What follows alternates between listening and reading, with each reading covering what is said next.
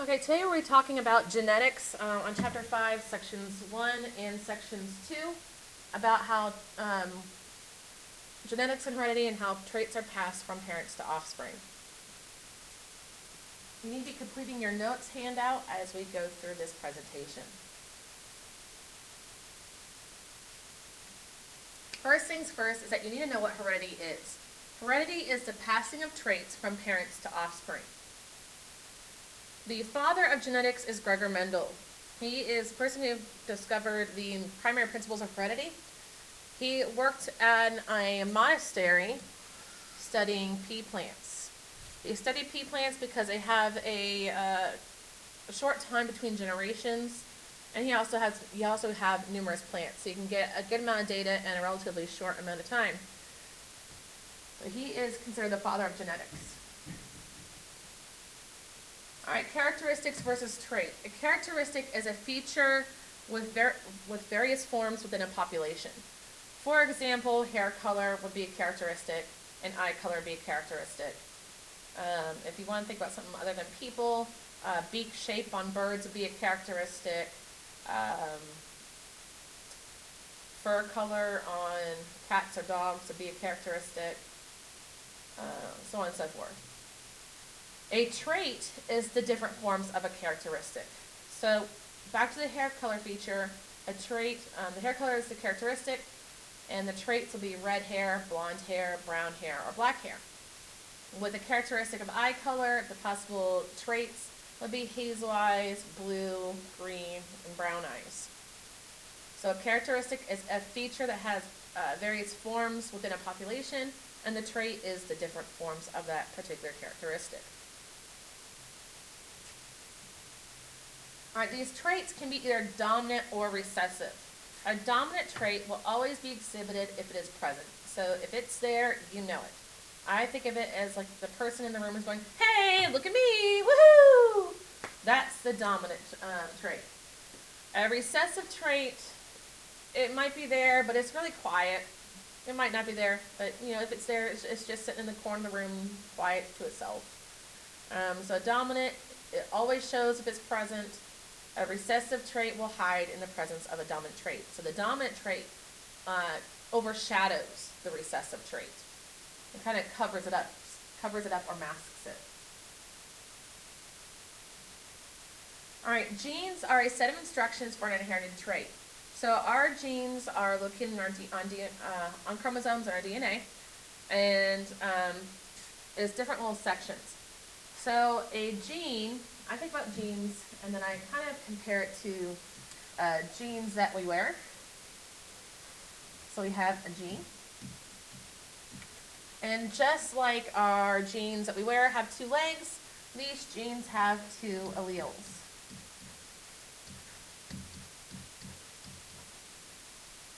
All right, the alleles can be either dominant or recessive. Dominant alleles are symbolized by capital letters, like a capital T or a capital R. The letter doesn't really matter, but just realize it needs to be capital. A recessive allele is symbolized by a lowercase letter, like a little t or a little r, or whatever letter you're using. Now you get one of these alleles from each parent. So you get one allele from mom, and you get one allele from dad. Remember we talked about meiosis and how sex cells end up with half the number of chromosomes. So from mom you got 23 chromosomes, from dad you got 23 chromosomes, equaling out to your total 46 chromosomes. And on those chromosomes are our genes.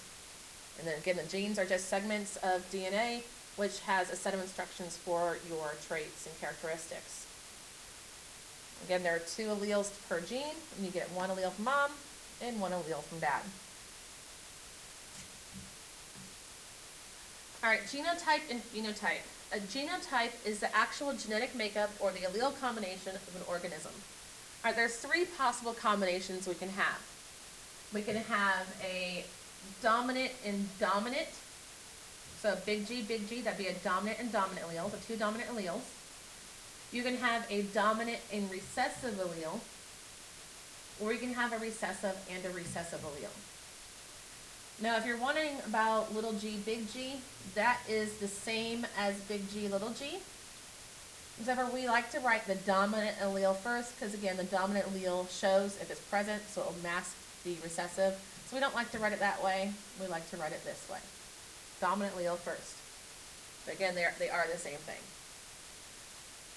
All right, so again, genotype is the actual genetic makeup or the allele combination of the organism.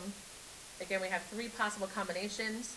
We have big G, which is two dominants, a big G, little g, which is a dominant and a recessive, or two little g's, which is two recessive alleles. The phenotype is the physical appearance that results from the particular genotype. So physical appearance, like if it was a tall or a short pea plant, if it had green or yellow peas, if you have brown or blue eyes. That the physical appearance, what you actually get, what in appearance is the phenotype. So let's look at this. Let's use these G's up here. If I said green peas are dominant to yellow peas, what color peas would we have with big G, big G? All right, good. We'd have green because of the fact that we have a dominant allele, and the dominant allele, when present, you see it. Hello, look at me. All right, big G, little g. So we have a dominant and a recessive allele. What color would that be? Would it be green or would it be yellow? All right, you're not going to see both colors, and they're not going to mix because, again, a dominant allele always shows, a recessive hides if the dominant is present. So since we have a big G, a dominant allele present, this will be green as well. All right, our little g, is that going to be green or yellow? All right, good. It'll be yellow. It's yellow because there is no dominant allele present. And whenever we have, remember I said that recessive is kind of shy, so it will only show when it has a twin or a buddy. So when we have recessive, you will see the recessive trait. In this case is the yellow peas. So a way to try to help remember the difference in the definitions for genotype and phenotype. With genotype, I like to use the first three letters, G-E-N, and the fact that it's the genetic makeup, or gene. You can think about it that way too. Genotype, gene, genetic. So it's the two alleles together. Phenotype, physical. So the phenotype is the physical appearance that results from the genotype. All right, so our genotypes can be homozygous or heterozygous. If a genotype is homozygous, the prefix homo means same. So if you have a homozygous genotype, you're going to have two of the same allele. So of these genotypes that we have up here, which one or ones are homozygous? All right, good. The big G is homozygous because it's two dominant alleles together. Anything else? All right, good. The little g is homozygous as well because it's recessive and recessive. So two of the same alleles together. Sometimes you'll hear as homozygous being referred to as purebred. I try to remember the purebred by thinking about horses or dogs. If you want a purebred pit, you make sure that the mom is a pit and the dad is a pit as well to make sure you have an offspring that is a pit. Now heterozygous, the prefix for heterozygous means different. So hetero means different. So with heterozygous, you're going to have two different alleles. So there's only going to be one combination for that, and that's going to be the big G, little g, because we have a dominant and a recessive. So two different alleles. Another term for heterozygous is hybrid, and I tend to think about hybrid cars, how they use gas and electric. So it has two methods. So with the heterozygous or the hybrid, I have two different alleles.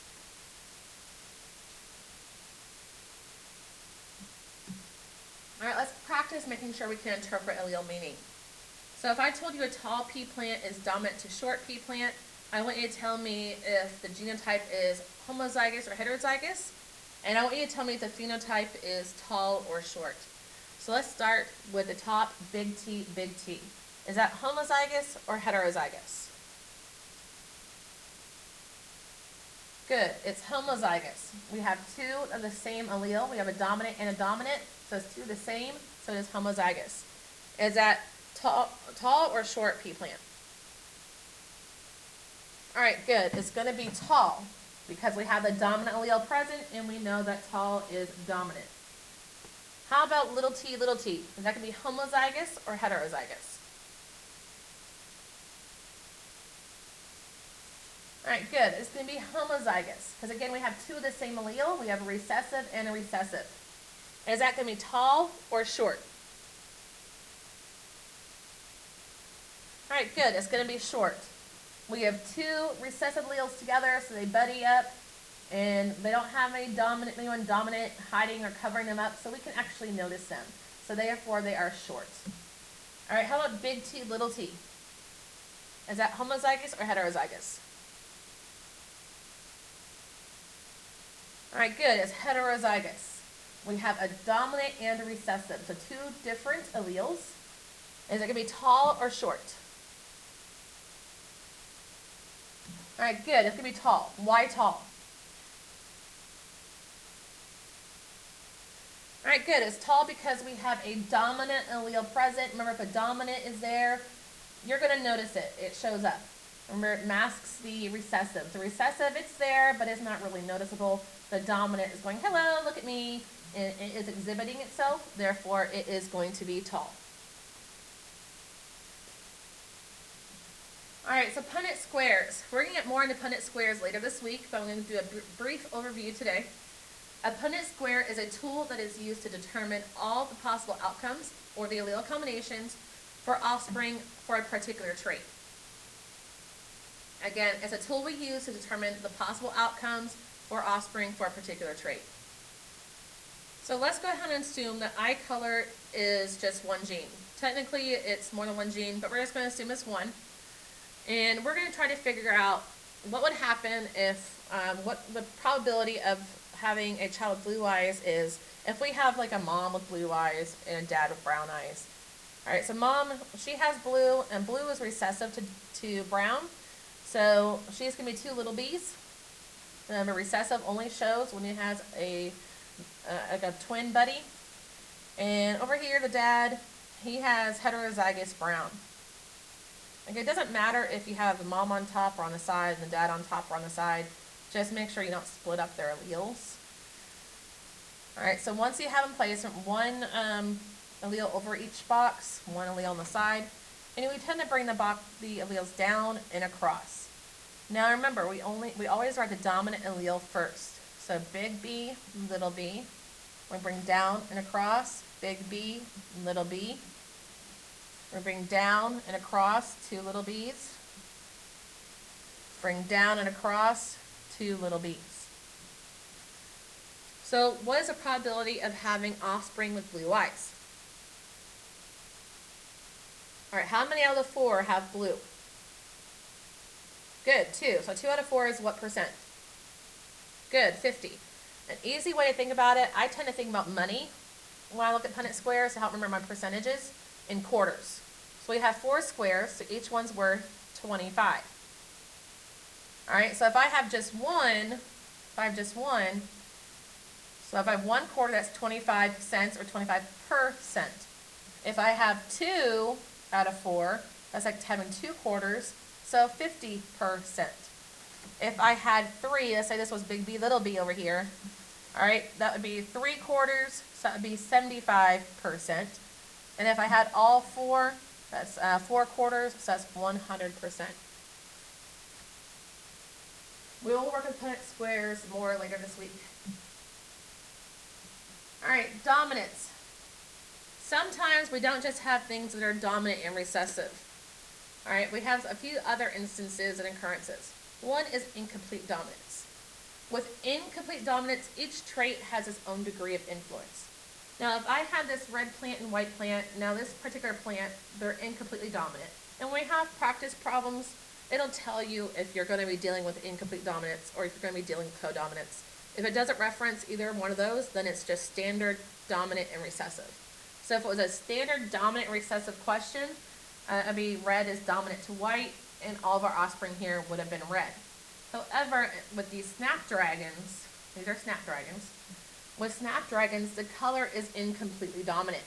So each trait has its own degree of influence. So with these offspring, red exerts some influence and white exerts some influence. So since they're both giving influence, for lack of a better way to explain it, it's kind of like they're blending. Remember, they're not blended, they're actually exerting their own influence, but the color resulting is going to be pink.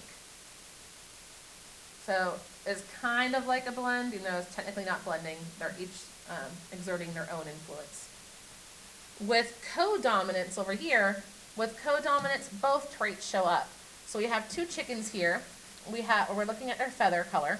All right, so here we have a black rooster. We're using F for our alleles, with a superscript of B for black and a superscript of W for white. So as we do the Punnett square, we see we end up with an F superscript B, F superscript W. So both traits show. So if we cross our black and our white chicken, we end up with a speckled chicken, or a black and a white chicken. Now, I also think about an easy way for you to picture this is I think about dogs. Their fur color. Let's say you had like a black dog and a white dog. You might have a few puppies that are black, a few puppies that are white, but you're also going to have some puppies that are spotted in both colors. So that's kind of what's going on with codominance. So codominance, both traits show. With incomplete dominance, each exerts its own amount of influence, and it kind of blends. All right, on the bottom of your notes, we have a practice Punnett problem. We're going to go ahead and do that real quick. So in the problem, it says that we have a homozygous black guinea pig with a capital B, and a homozygous white guinea pig with a little b, and we're crossing them or mating them. We want to know what the offspring will be like. So one parent goes on top, one parent goes on the side. Again, it doesn't matter who goes on top and who goes on the side as long as you keep their alleles together. So we're going to put the first one we mentioned on top. That's what I typically do, just the first parent mentioned I put on the top. And the other parent was little b. So again, one allele above each, one allele on each side. So if we bring down and bring across, it's big B, little b. Now if you wrote it little b, big B, remember that's the same, but we don't want to write it that way. We prefer to write it this way because the dominant allele will always show, and so we go ahead and write it first. Remember, it's like me, so let's put it first. All right, so big B, little b, if we bring down and across. If we bring down and across here, big B, little b. Bring down and across, big B, little b. Down and across, big B, little b. All right, underneath your square, you have some questions. The first question asks what the genotype and phenotype for the offspring are. Now here, this was an easy Punnett square. So we only have one genotype for our offspring. What is that genotype?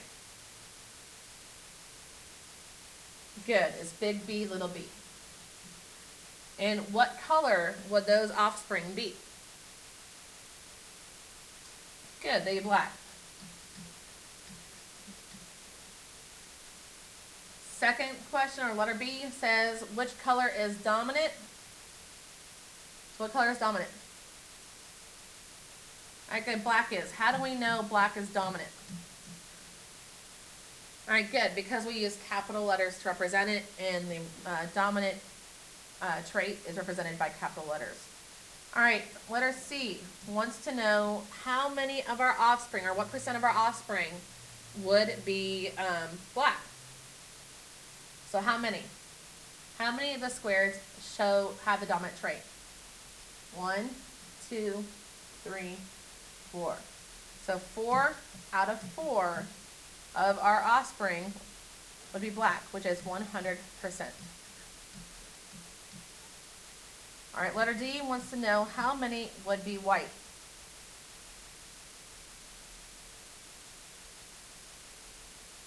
All right, now remember, the recessive trait It's there, but it's just in the corner, not really being noticed. Remember, the recessive trait is overmasked or overcome by the dominant trait. So it's there, but you don't see it.